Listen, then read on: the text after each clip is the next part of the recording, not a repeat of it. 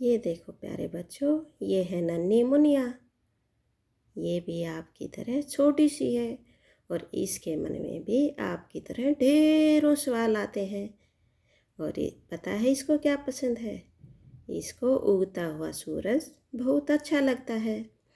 लेकिन यह सूरज इसके लिए एक पहेली बना हुआ है। क्यों पता है बच्चों? क्योंकि सूरज हर रोज़ पूर्व दिशा से उगता है और शाम को पश्चिम दिशा में अस्त होता है। लेकिन दूसरे दिन सुबह वह फिर से पूर्व दिशा में उदय हो जाता है। कभी वह बेहद गर्म और कभी बहुत सुहावना लगता है। यह भला कैसे होता है? मुनिया बार बार यही सोचती रहती है। मुनिया अपने साथियों से इसी बारे में बात करना चाहती थी, लेकिन उसकी बात सुनने की किसी के पास फुर्सत नहीं थी। फिर एक दिन मुनिया निकल पड़ी अपनी पहेली को सुलझाने।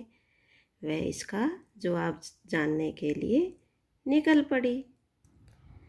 रास्ते में मुनिया एक सरोवर में पहुंची। सरोवर में उसने तैरते हुए हंस को देखा। मुनिया बांस के ठूठ पर बैठते हुए बोली, हंस मामा बड़े खुश नज़र आ रहे हो। हंस ने मुस्कुराते हुए जवाब दिया, मुनिया तुम बड़ी भोली हो, देखती नहीं सुबह की धूप में कमल के फूलों में कैसी बहार आ गई है। इन खिले हुए फूलों को देखकर भला किसे खुशी नहीं होगी। मुनिया यह जानकर हैरान रह गई कि धूप इतनी अच्छी होती है। वह यह भी समझ गई कि सूरज निकलते ही फूल खिलने लगते हैं। इतना जानने के बाद मुनिया उड़कर आगे जाने के लिए तैयार हो गई। रास्ते में मुनिया को गुटरगू कबूतर मिला।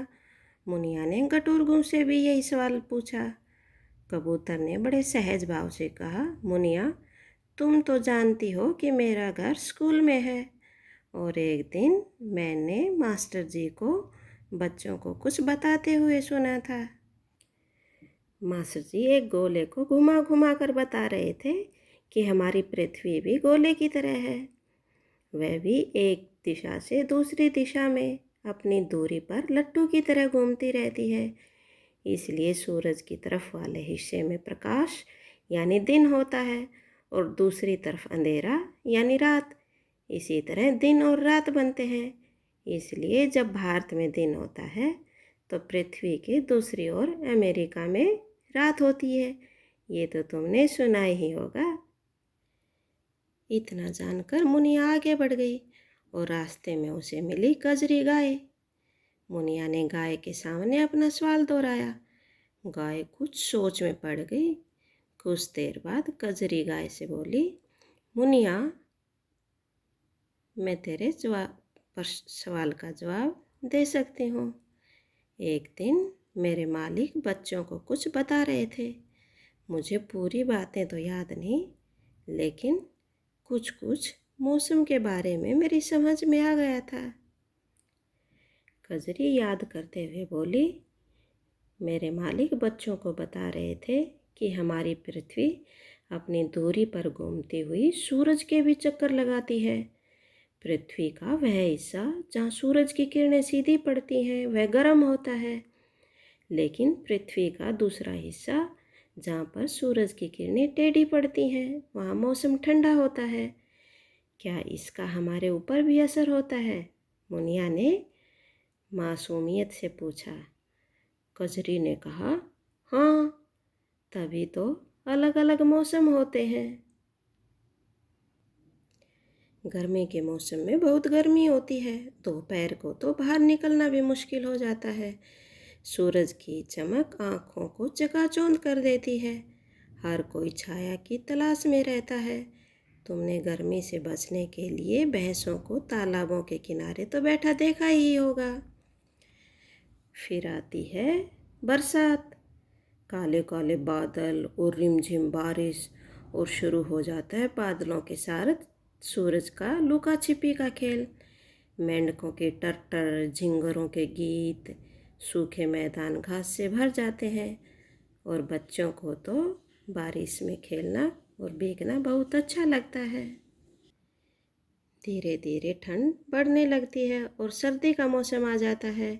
इस मौसम में सूरज की धूप सबसे सुहावनी लगती है।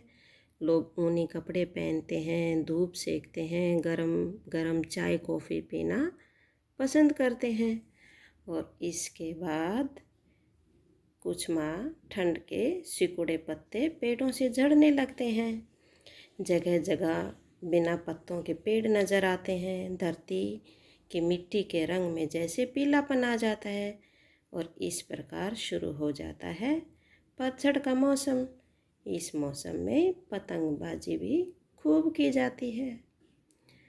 और फिर आता है बसंत, जो हम सबको बहुत पसंद है।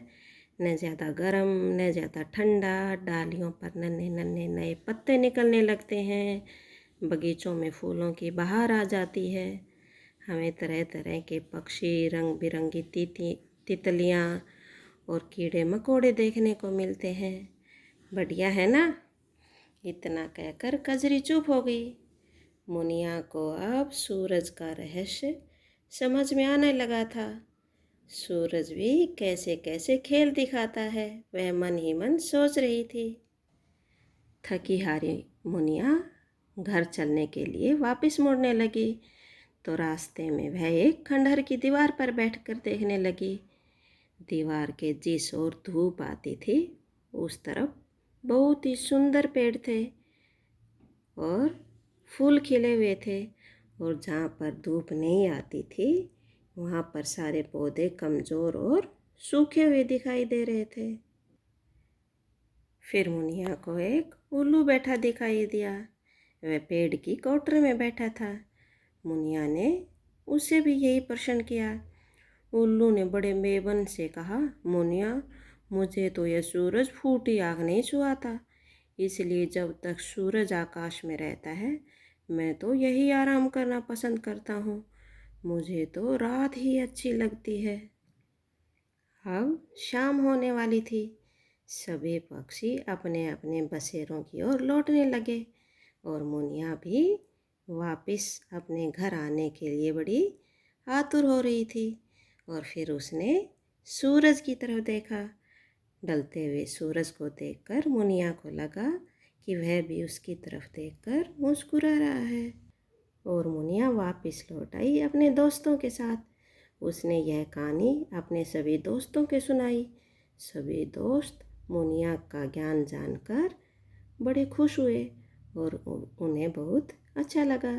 अब आप भी यह कहानी अपने दोस्तों को सुनाइए।